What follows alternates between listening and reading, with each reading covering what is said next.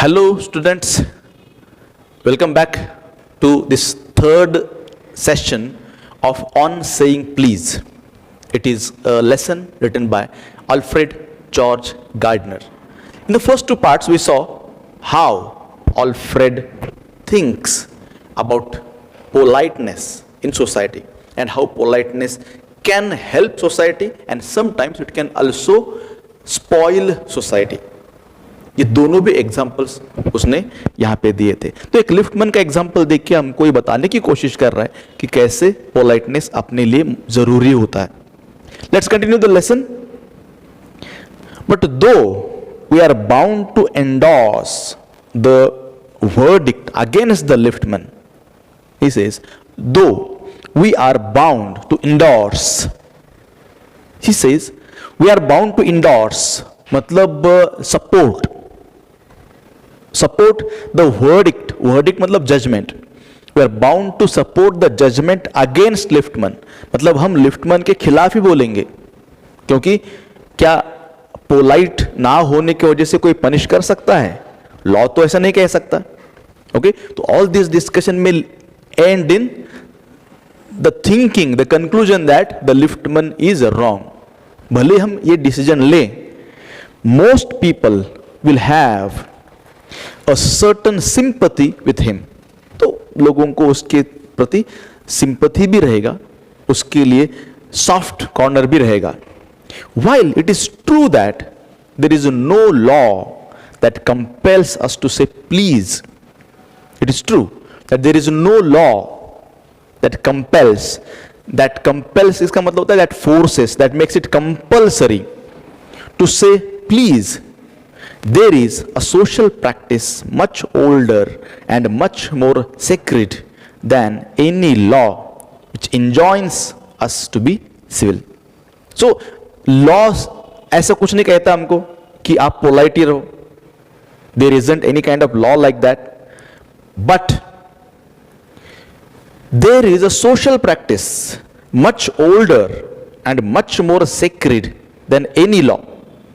Law बनने से पहले से ये सोशल प्रैक्टिस है और होली है, पवित्र है, सेक्रेड है. Okay, then any law which enjoins us, enjoins मतलब that orders us, a social practice orders us to be civil. To be civil इसका मतलब होता है to behave in a polite manner. मतलब ऐसे लॉ हमको क्या कहता है, सोशल प्रैक्टिस का लॉ क्या कहता है, we have to behave in a polite manner. And the first requirement of civility is that we should acknowledge a service. हाँ, ये एक चीज है जहां पे हम बहुत बार कम पड़ जाते हैं. We fail to acknowledge a service, whatever kind of service we are given.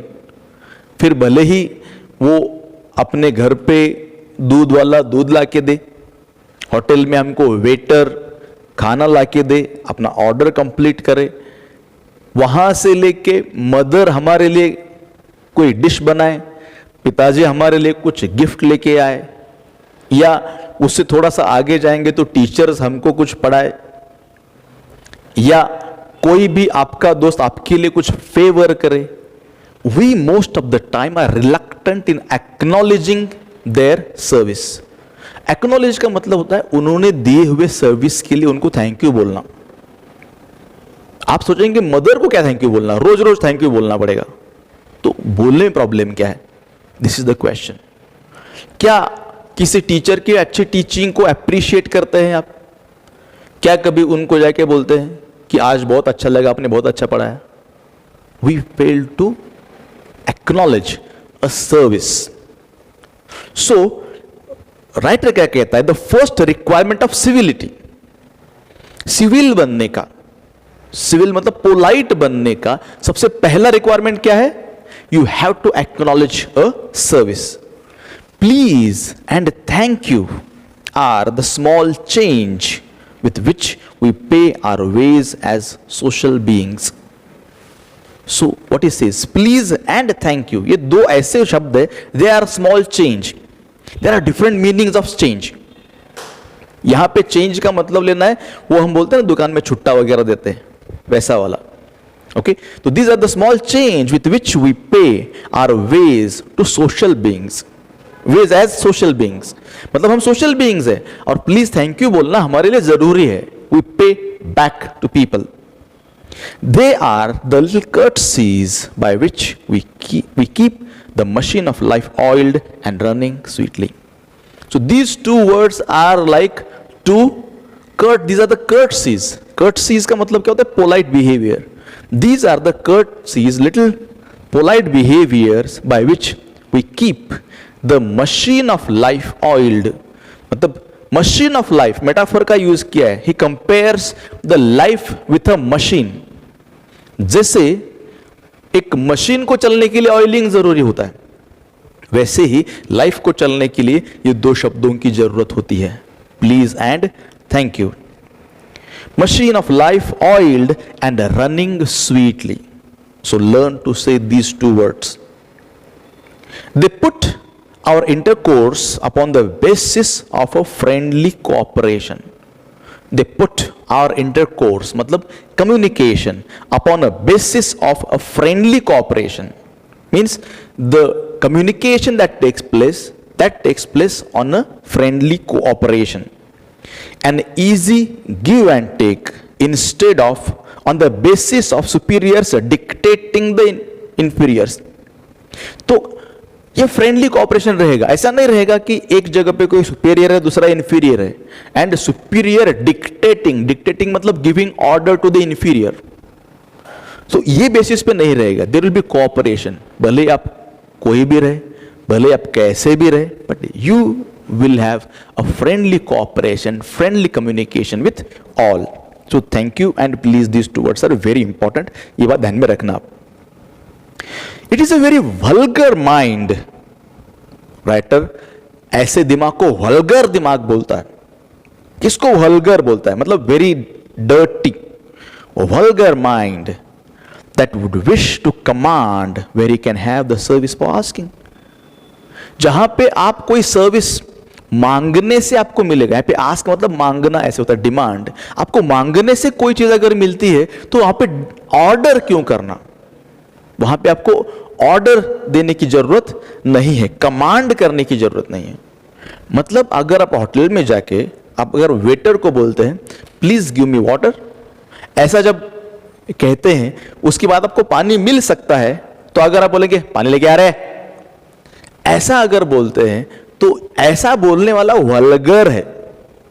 ऐसा मैं नहीं बोलता, ऐसा राइटर कहता है कि ऐसा बोलने वाला वल्गर है. तो आप प्लीज बोलना सीखो, तो आपका माइंड अच्छा रहेगा. सिविल बनना है ना, पोलाइट बनना है ना, अच्छा व्यक्ति बनना है ना, लोगों के गुड बुक्स में जाना है ना, तो फिर ये चीजें सीखनी पड़ेगी. डोंट गिव ऑर्डर्स, से please. And have it with willingness and good feeling instead of resentment. And you can have the thing with willingness. वो भी आपकी जो मदद है वो बहुत अच्छे से करेगा, आपकी हेल्प बहुत विलिंगली करेगा. अगर आप कोई चीज अच्छे से मांगते हैं, रिस्पेक्ट से मांगते हैं तो, और उसकी वजह से क्या होगा? There will be good feelings instead of resentment. Resentment मतलब हेटरेट, एक दूसरे के प्रति जो गुस्सा होता है वो रिजेंटमेंट का मतलब होता है, anger. I should like to feature in this connection my friend the polite conductor. So he says that in this situation I would like to feature मतलब I would just like to give an example of in this connection my friend the polite conductor. तो you want to give an example of polite conductor. By this discriminating title, I do not intend to suggest or rebuke to conductors generally. So he says that when I say the polite conductor, this is the title. He says you may think that this title is a discriminating. Discriminating मतलब doing partiality.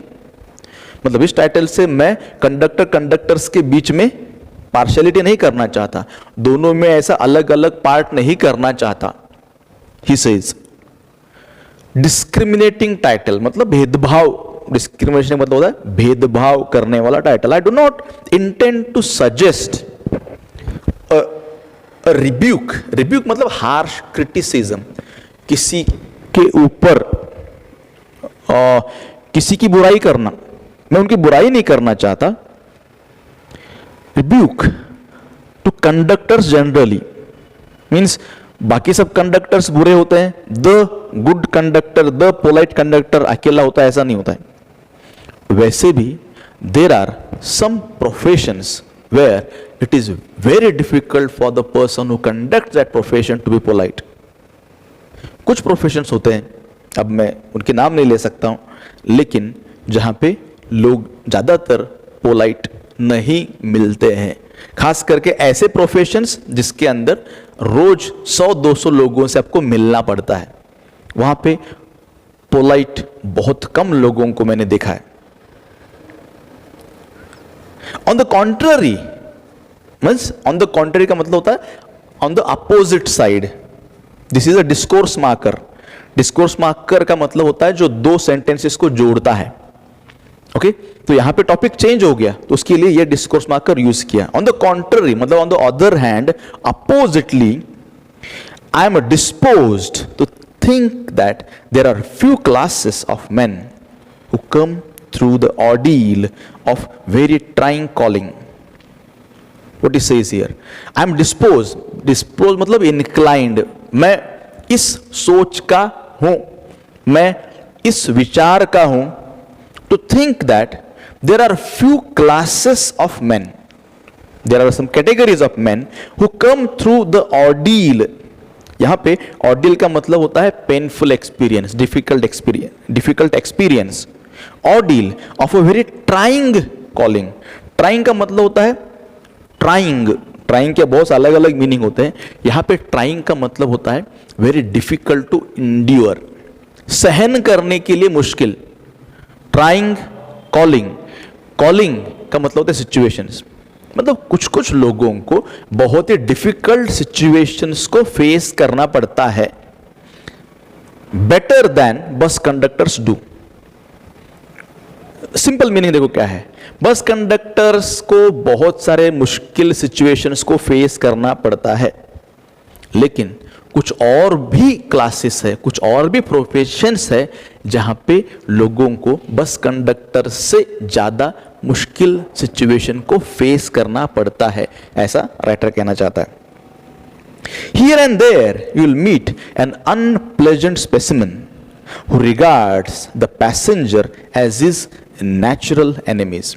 So बस conductors अलग अलग जगह पे अलग अलग type के मिलेंगे, एंड फ्रिक्वेंटली आपको किस तरह के बस कंडक्टर्स मिलेंगे, where you will meet an unpleasant specimen. Unpleasant specimen, specimen मतलब एग्जाम्पल, मतलब how unpleasant a person can be, मतलब एक इंसान कितना अनप्लेजेंट हो सकता है. उसका कोई स्पेसिमन मिलेगा who regards the passengers as his natural enemies. वो पैसेंजर्स को उसका एनिमी समझता है, नेचुरल एनिमीज. पैसेंजर चढ़ा कि वहीं से उसको डांटना शुरू हो जाता है, जैसे कोई दुश्मन बस में घुस के आया हो. As creatures whose chief purpose on the bus is to cheat him.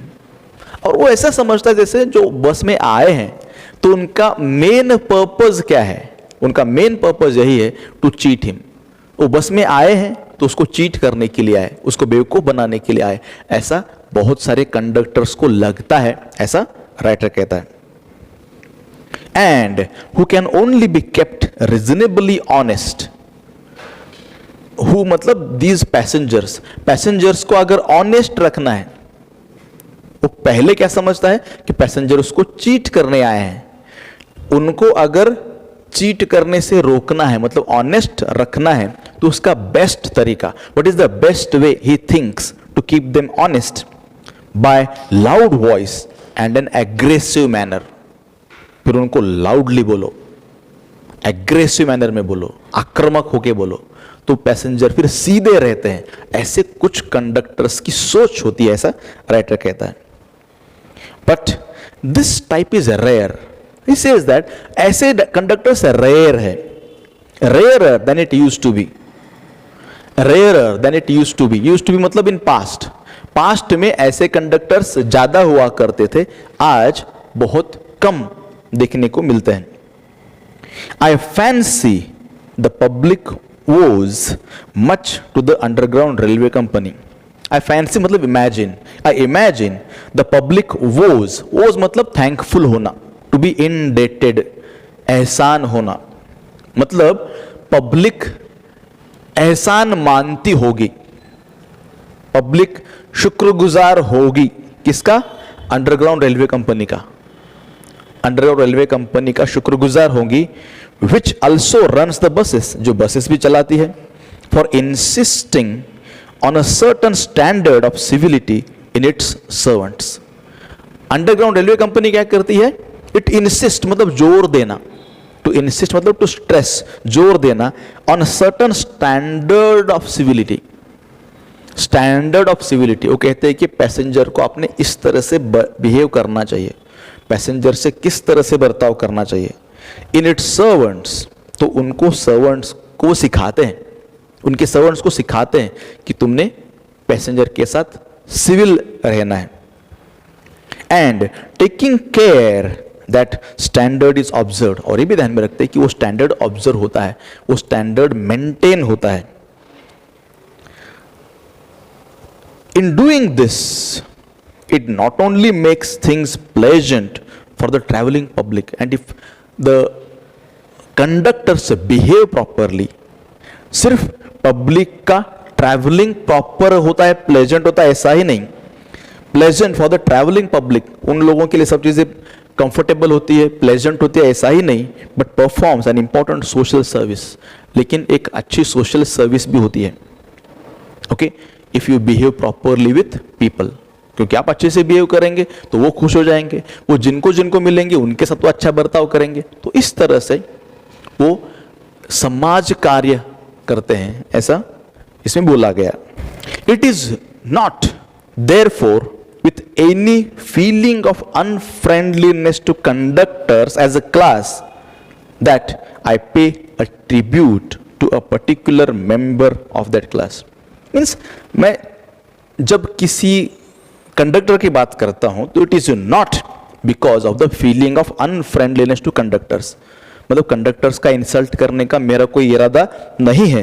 That I pay a tribute, to pay a tribute मतलब to say something good about some person. Tribute किसी को उसके काम के लिए थैंक यू बोलना, that is called as paying tribute to a particular member of that class. मतलब किसी कंडक्टर के बारे में जब बोलता हूं तो बाकी लोगों के बारे में मेरे मन में ऐसे कुछ बुरे विचार है, ऐसा नहीं है. I first became conscious of his existence one day when I jumped onto a bus. Now he tells about an incident when he first met that model conductor, special conductor, polite conductor, इसके बारे में वो बोलता है. I first became conscious of his existence. Conscious मतलब aware, उसके existence मतलब अस्तित्व, उसके अस्तित्व के बारे में मैं अवेयर कब हुआ. One day when I jumped onto a bus and found that I had left home without any money in my pocket. Most of the time it happens, बहुत बार हम लोगों के साथ भी होता है कि हम चले गए, जेब में पैसे नहीं हैं, तो ऐसा उसके साथ हुआ. Everyone has had the experience and knows the feeling, the mixed feeling. तो जब कोई ऐसा बस में चढ़ता है तो उसकी फीलिंग्स कैसे रहते हैं? ही हैज मिक्स्ड फीलिंग्स, द्विधा फीलिंग्स रहते हैं. Which the discovery arouses. Discovery मतलब जानना. When we come to know that अपने जेब में अब पैसे नहीं है, ये जानने के बाद जो द्विधा मनस्थिति होती है, कंफ्यूजन होता है, मिक्स फीलिंग होता है, वो सब जानते हैं. You are annoyed, this is the first feeling, that is annoyance. You are annoyed मतलब खुद पे गुस्सा आता है. You are annoyed because you look like a fool at the best. You look like a fool, and this is a good feeling. People look at you that you are a fool.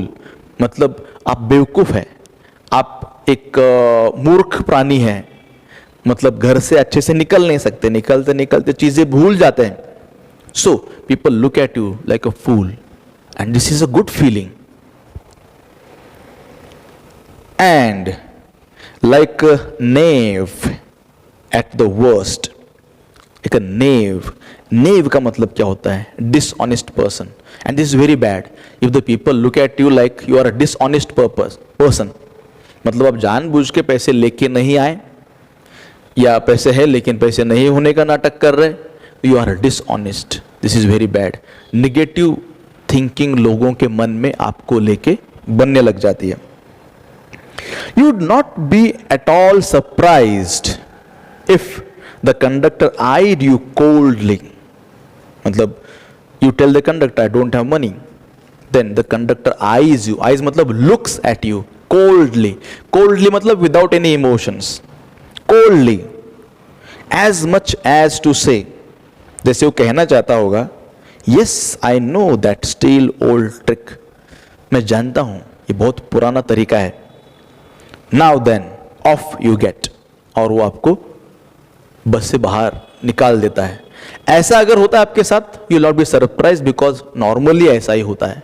Conductor ऐसे ही बोलते हैं कि तुम बेवकूफ बना रहे हो हमको, ये बहुत पुराना तरीका हो गया, अब तुम नीचे उतरो, ऐसा कहता है. And even if the conductor is a good fellow and let's you down easily, और कभी कभी अच्छा इंसान होता है और आपको ऐसा कुछ बोलता नहीं है, आपको बोलता है सिर्फ पैसे नहीं तो ठीक है नीचे उतर जाओ, you are faced with the necessity of going back. फिर क्या करना पड़ेगा? आपको फिर से तो घर जाना पड़ेगा.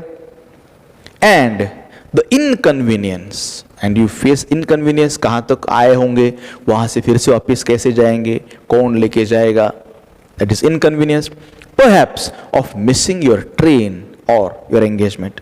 और ये भी हो सकता है कि you face the inconvenience of missing your train. आप बस पकड़ के जाएंगे, वहाँ से आगे आपकी ट्रेन है, ट्रेन छूट जाएगी आपकी, या कोई आपका एंगेजमेंट होगा या कोई आपकी मीटिंग होगी, वो मीटिंग भी मिस हो सकती है. तो these are the situations that you may face. So this is how he tells about a conductor. बाकी पार्ट हम लेंगे अगले वीडियो में. जय हिंद.